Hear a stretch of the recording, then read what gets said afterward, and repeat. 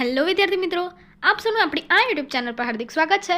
આજે હું લઈને આવી છું ધોરણ 10 વિષય સમાજ ભાગ 5 સ્વાધ્યાયન પોથીમાં પાઠ 6 ભારતના સાંસ્કૃતિક વારસાના સ્થળોનું સંપૂર્ણ સોલ્યુશન।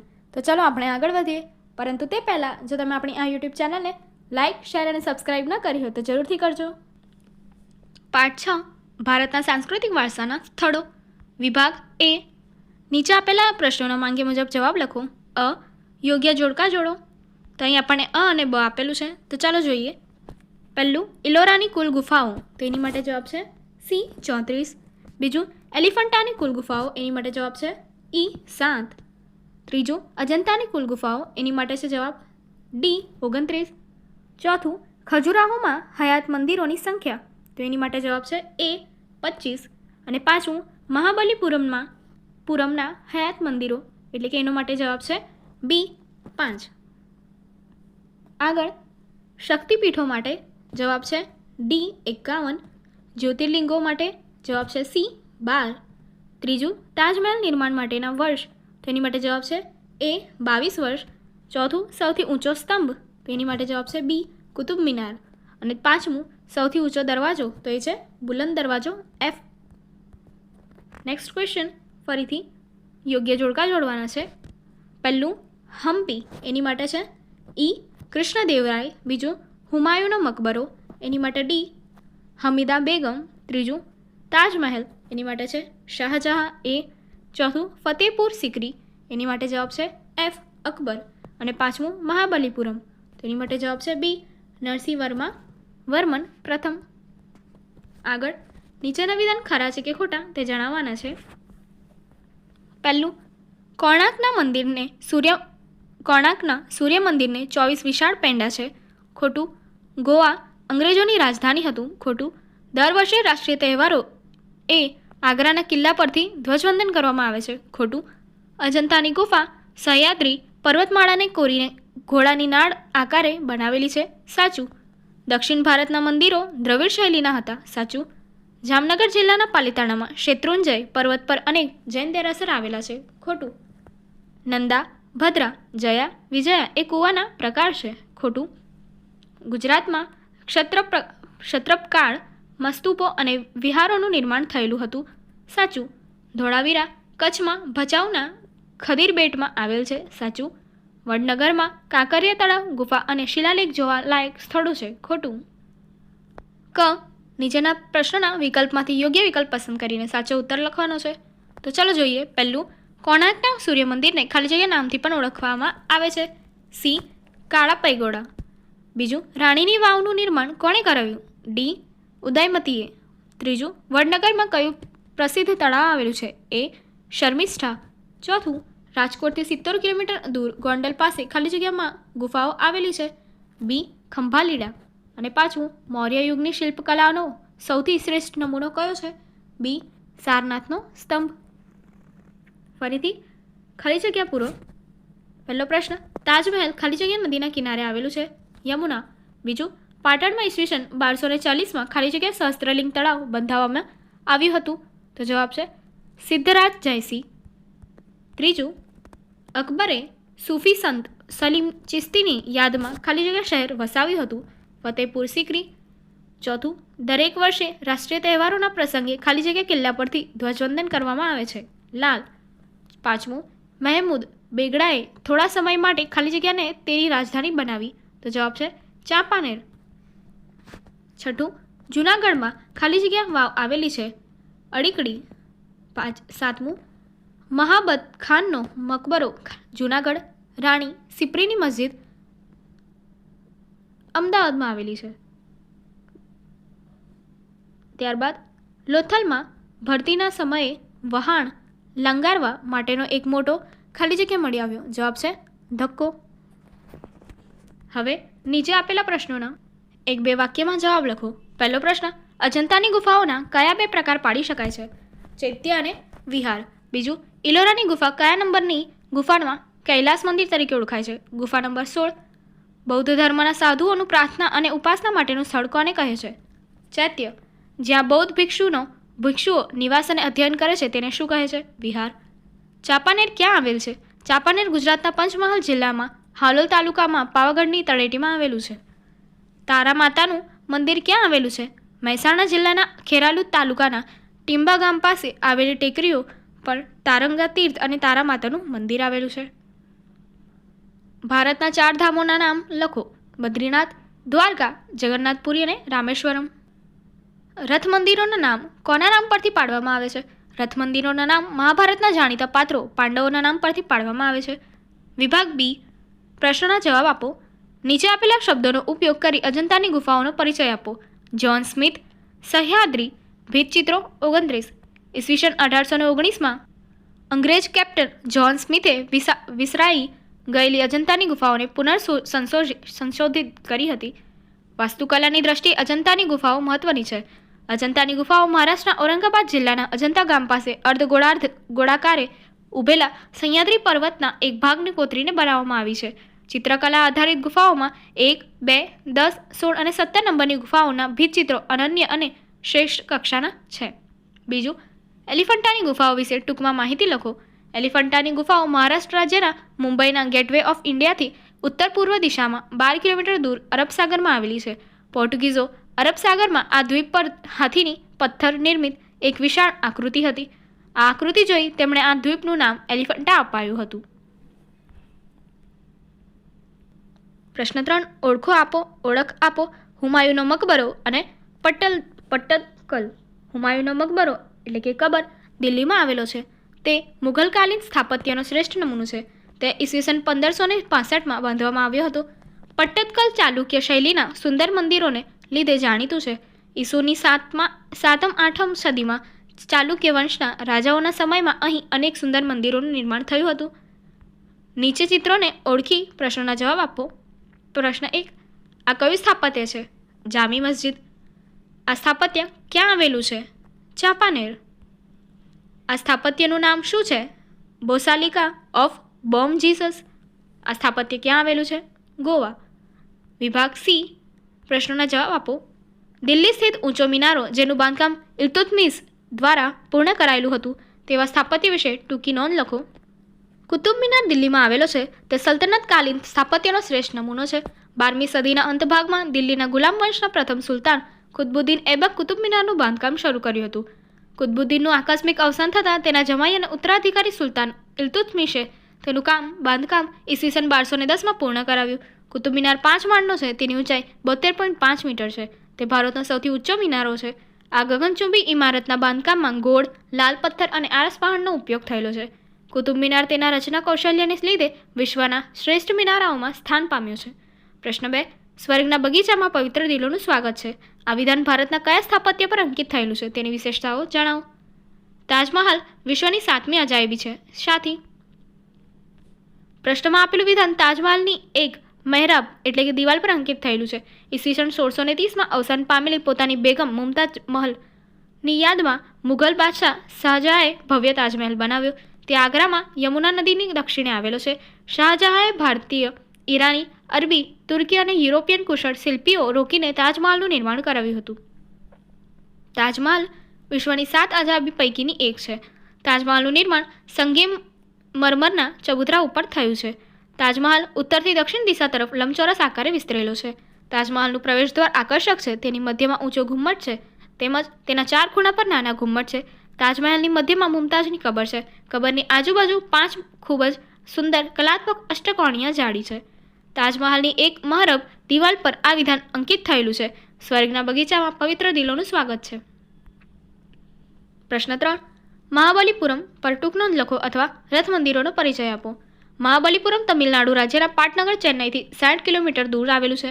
તે તેના ભવ્ય મંદિર સ્થાપત્યો અને દરિયા કિનારા માટે પ્રસિદ્ધ છે. દક્ષિણ ભારતના પલ્લવ રાજવી નરસિંહવર્મન પ્રથમનું ઉપનામ મહામલ્લ હતું. તેણે પોતાના ઉપનામ પરથી આ નગરનું મહાબલીપુરમ રાખ્યું હતું. રાજવી નરસિંહવર્મન પ્રથમે મહાબલીપુરમમાં કુલ 7 રથ મંદિરોનું નિર્માણ કરાવ્યું હતું. તેમાંથી આજે અહીં 5 રથ મંદિરો હયાત છે. 2 રથ મંદિરો સમુદ્રમાં વિલીન થઈ ગયા છે. અહીં આજુબાજુના ખડકોમાંથી બનાવેલા અન્ય મંદિરો પણ તેમાં હાસ્ય મુદ્રામાં વિષ્ણુની મૂર્તિ શિલ્પકલાના અદ્ભુત નમૂનામાં રૂપ છે. પ્રશ્ન 4. ખજુરાહોના સ્મારક વિશે માહિતી આપો. ખજુરાહોના મંદિર મધ્યપ્રદેશમાં છતરપુર જિલ્લાના ખજુરાહોના નામે સ્થળે આવેલા છે. ખજુરાહો બુંદેલખંડના ચંદેલ રાજપૂતોની રાજધાનીનું નગર હતું. ચંદેલ રાજાઓએ અહીં કુલ 80 મંદિરોનું નિર્માણ કર્યું. તેમાંથી આજે માત્ર 25 મંદિરો હયાત છે. આ મંદિરો ઉત્તર ભારતની નાગર શૈલીના ઉત્તમ નમૂના છે. તે પશ્ચિમ, પૂર્વ અને દક્ષિણ દિશાના ક્ષેત્ર સમૂહોમાં વિભાજિત થયેલા છે. આ મંદિરોમાં મોટાભાગના શૈવ મંદિરો, કેટલાક મંદિરો વૈષ્ણવ છે, કેટલાક જૈન મંદિરો છે. બધા મંદિરોની રચના પદ્ધતિ અને શિલ્પ વિધાન લગભગ એક સમાન છે. શરૂઆતના સમયમાં બધા જ મંદિરો ગ્રેનાઇટ પથ્થરોના બનાવેલા છે. તેમાં ચોરાટ યોગિનીનું મંદિર મુખ્ય છે. પ્રશ્ન 5. આગ્રાના કિલ્લા વિશેની માહિતી આપો. ઈસવીસન 1565માં મુઘલ સમ્રાટ અકબરે ઉત્તર પ્રદેશ રાજ્યના આગ્રા શહેરમાં યમુના નદીના કિનારે આ વિશાળ કિલ્લો બંધાવ્યો હતો. તે લાલ પથ્થરોનો બનેલો છે, તેથી તેને લાલ કિલ્લો કહેવામાં આવે છે. આગ્રાના કિલ્લાનું નિર્માણ હિન્દુ અને ઈરાની સ્થાપત્ય શૈલીમાં થયેલું છે. આ કિલ્લાની દિવાલો 70 ફૂટ ઊંચી છે. કિલ્લાનો ઘેરાવ લગભગ 1.5 માઇલનો છે. આ કિલ્લાની બનાવટમાં લાલ પથ્થરોને ખૂબ જ કુશળતાપૂર્વક ગોઠવવામાં આવ્યા, જેથી તેની દિવાલમાં ક્યાંય તિરાડો દેખાતી નથી. આ કિલ્લામાં સમ્રાટ અકબરે જહાંગીરી મહેલ બંધાવ્યો હતો.